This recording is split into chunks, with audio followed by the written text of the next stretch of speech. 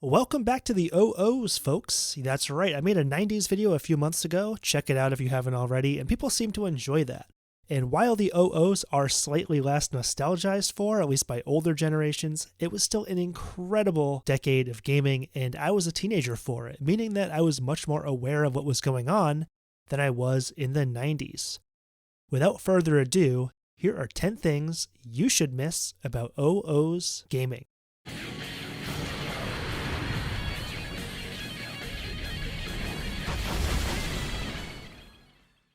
Number 1 is backwards compatibility being prioritized. It is no secret that backwards compatibility for legacy consoles is barely a thing anymore, unless you own an Xbox, that is. However, in the OOs, it was still pretty commonplace, if not just getting to be a little bit spotty. Now, Nintendo generally kept it one generation back. You know, the Wii could play the GameCube, the Game Boy Advance could play Game Boy Color, the DS could play Game Boy Advance games, and that becomes a little bit murky when it comes to Sony. Yes, the PS2 was fully backwards compatible with PS1, but then we get to the PS3. The PS3s can all play PS1 games, but only OG fat models with 4 USB ports and the 80GB models could play PS2 games. And this was supposedly because Sony wanted to slim it down and cut costs. The thing is that for me, gaming is an expensive hobby if you're really into it. And, you know, not everyone wants to keep old consoles lying around, I get it, some people are happy to trade stuff in, but it really sucks to be in a position where you're like, oh, the new hardware doesn't play any of the old hardware, so now I need to keep another box laying around so I can play these old games. And we're at a spot now where we're wondering if any future PS console will play any of these legacy consoles, and whether or not Nintendo is going to keep the Switch backwards compatible or stick to their draconian ways. So you know what? Microsoft, bless you. But in the OOs, you pretty much got to play at least your last generation console on the new hardware. Number 2.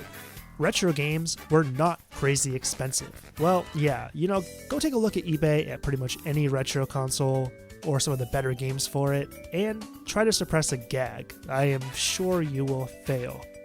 Now, in the OOs, certain retro games were expensive. I recall certain games like Mega Man X3 being stupidly expensive for Super Nintendo. But that said, I think back then, stupidly expensive was like $100 or $200. And now stupidly expensive is entering the thousands of dollars. Yeah. And I get that there's exceptions to this, but you know, in general, at that time, you could collect for any of those old retro consoles and build a really good collection for a fair price. And there was even a time where I remember you could walk into a store like GameStop and find stuff like NES games, SNES, Genesis, and all these games just sitting there.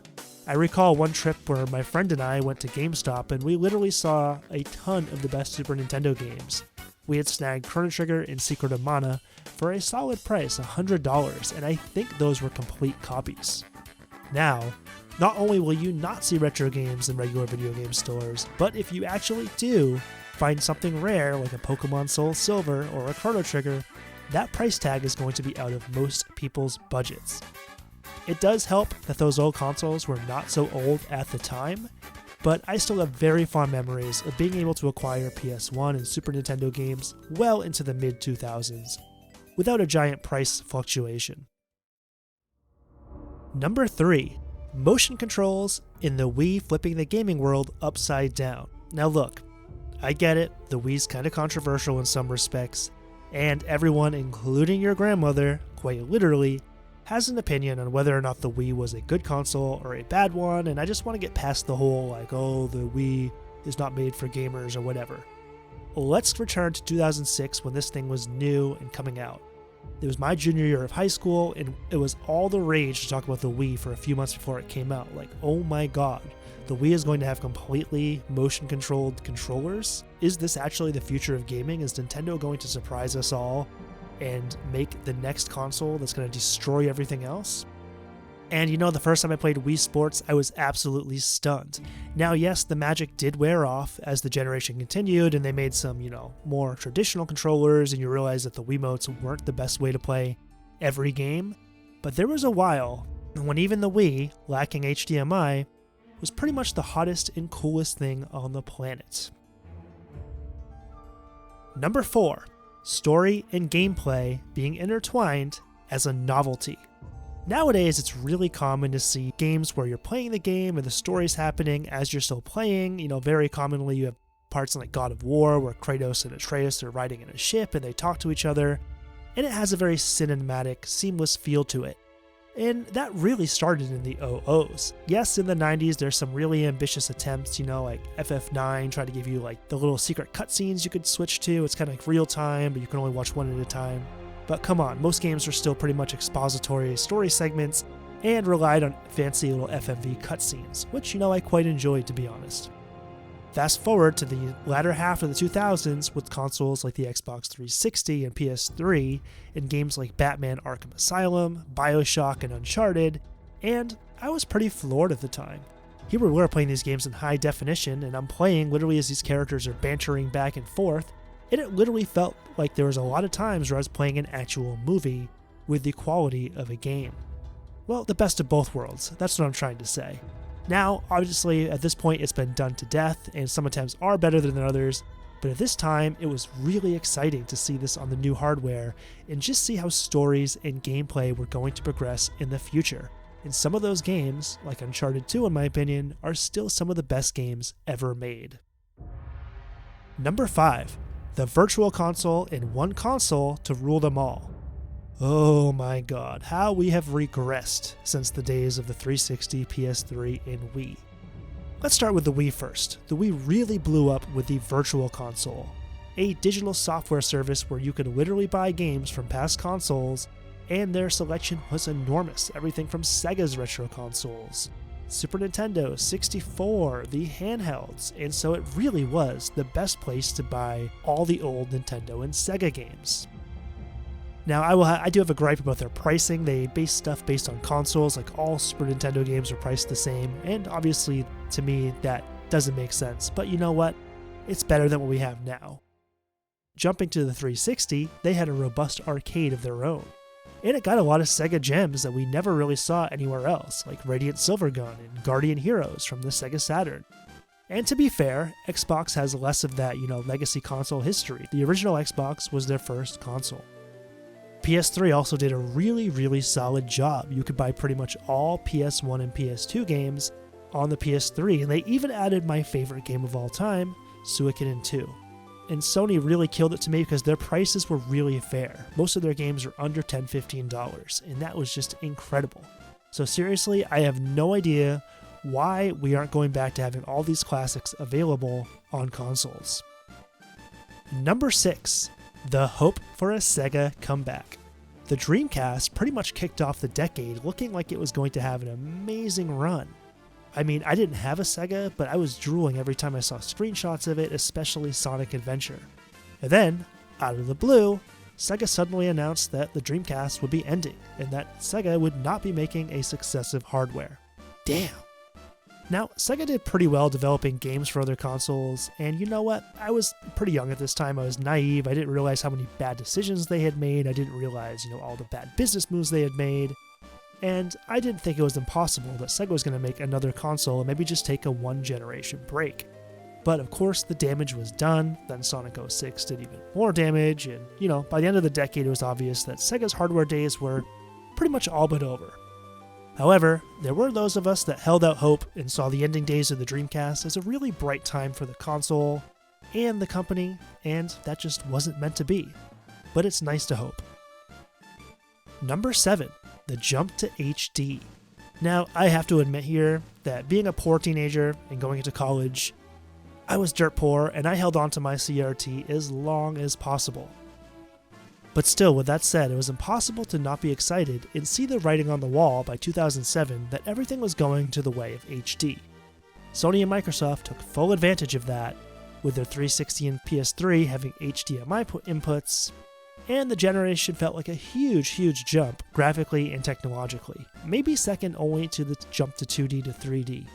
Now, we're still pretty much using that same HD technology now, granted we're up to like 8K, but it's never going to be quite as exciting as it was in the mid to late 2000s when we saw the complete changeover from CRT TVs to HD TVs.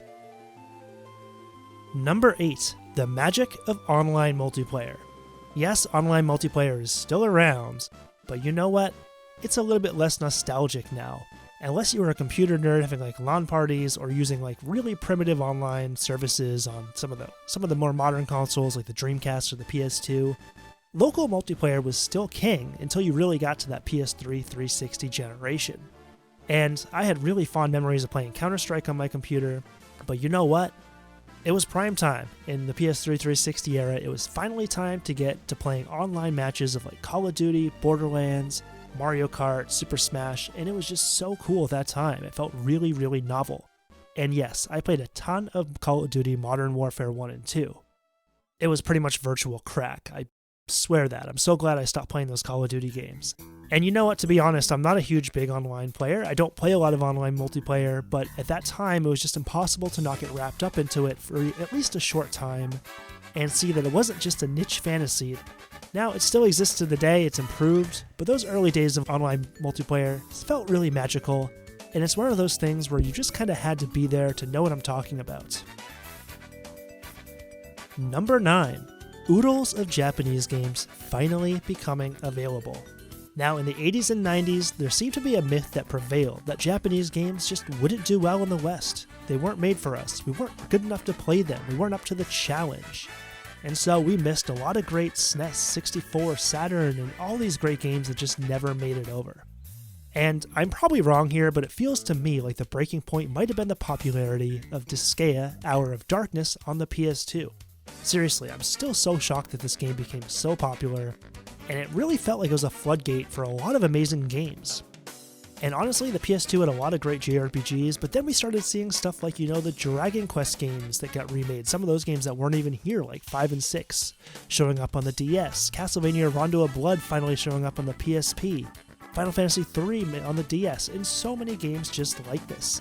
And yeah, I get it, there's a lot of JRPGs here, which I do admittedly love, but it finally felt like developers were ready to bring over the Japanese-style games, and I could not be happier. We would no longer have to rely on small companies like Working Designs, or basically have nothing. Japanese games would start coming over in droves, and it felt like there was more of equality and kind of an open-mindedness in the market that I feel like it was high time was ready to evolve. Finally, number 10.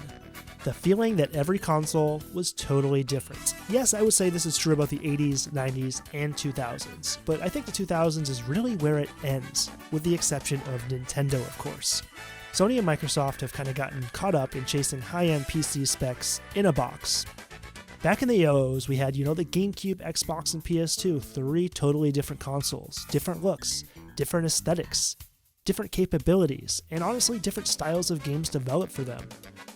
Then we had the PS3, 360, and Wii, and, it couldn't get much different than that, especially the Wii. And we even saw Sony give Nintendo a really solid run in the handheld market with the PSP. And, like I said, many of us had not completely counted Sega out. So you know what, it felt like at this time it really was important to choose the right console that fit your kind of gaming style. And there was something very special about that. If you wanted to get like a PlayStation, you were going to get some really awesome kind of action-adventure games like God of War and Ratchet and Clank. If you were going with Xbox, the focus seemed to be more on shooters like Halo and Gears of War. And of course, Nintendo had all their famous series like Mario and Zelda and Metroid. And you know what? We had tribalized and picked our consoles with furious ardor, and honestly, we saw 2 amazing generations of consoles with 3 great consoles. And I'm not even a big Xbox fan, but I gotta give them credit, they did a pretty good job with the Xbox and the 360s. Nowadays, the exclusives are becoming much thinner and thinner. It seems like only Nintendo really dares to challenge the idea of what a gaming console can be. Yeah, we get cool console technology and we get the haptic controllers of the PS5, but ultimately, Sony and Microsoft seem to have very similar hardware, just different exclusives and online services. And maybe that's unfair, but the 00s felt like kind of the last gasp of a time when every console you chose meant you were having a very unique but great experience. Alright guys, that does it for me with the 00s. I hope you guys enjoyed the video, and please let me know. What did you love about the 00s, and what do you miss from that awesome decade of gaming? Alright guys, please smash a like, hit subscribe. Catch you guys next time. Game on.